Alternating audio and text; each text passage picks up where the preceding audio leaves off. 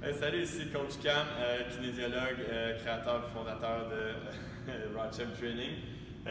Ici, on va vous parler aujourd'hui du comment gainer les abdominaux, parce que beaucoup comme coach en ligne, comme en personne, c'est un sujet très complexe.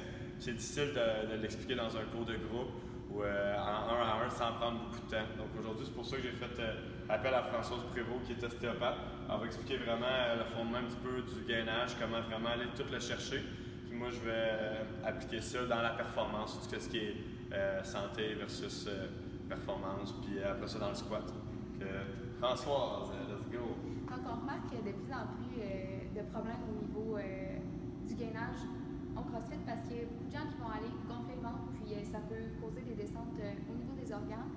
Puis là, ce qu'on va vous montrer aujourd'hui, c'est comment bien gainer pour éviter ça. Dans le fond, quand on veut gainer, c'est vraiment d'aller rentrer, premièrement, contracter le plancher pelvien en fait. Le plancher pelvien, on veut aller rentrer le ventre, mais on veut retenir comme si on avait envie de pipi et de caca en même temps. Donc, on va vraiment contracter en bas. Puis après, on va aller contracter au niveau du transverse. On rentre notre ventre, mais dans un angle vers le haut, parce qu'on ne veut pas rentrer vraiment à la verticale. On veut aller rentrer un petit peu sous les côtes, le ventre.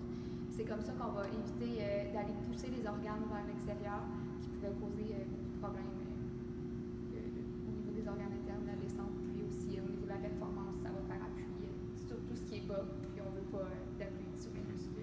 Pardon. Ben, c'est ça, parce que quand on vient gonfler le ventre, dans le compte, on vient pousser le diaphragme vers le bas, puis là, les organes vont le pousser, puis il y a le plancher pelvien ici qui est en dessous.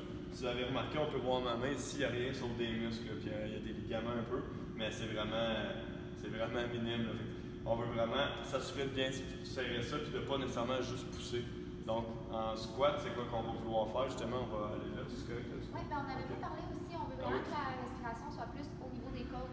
On veut pas que tout soit dans le ventre, mais vraiment qu'il y ait une expansion au niveau du thorax, puis Camille va vous montrer tout ça. Oui, c'est ça. Parce que là, Françoise aussi, c'est important ce qu'elle vient de dire, c'est qu'on fait avec les côtes, parce que souvent, moins en moins, il y a beaucoup encore de thérapeutes qui vont dire gonfler le ventre, puis c'est ça que ça fait descendre le diaphragme sur le plancher pelvien. Donc, je ne sais pas encore pourquoi ils disent ça, mais c'est vraiment, on veut gonfler au niveau du thorax, puis engager le plancher pelvien vers Souvent, on dit le ventre parce qu'on veut éviter la respiration au niveau du sternum.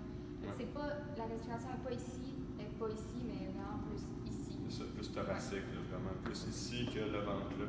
Donc en squat, on va aller voir ça un peu comment on va se placer.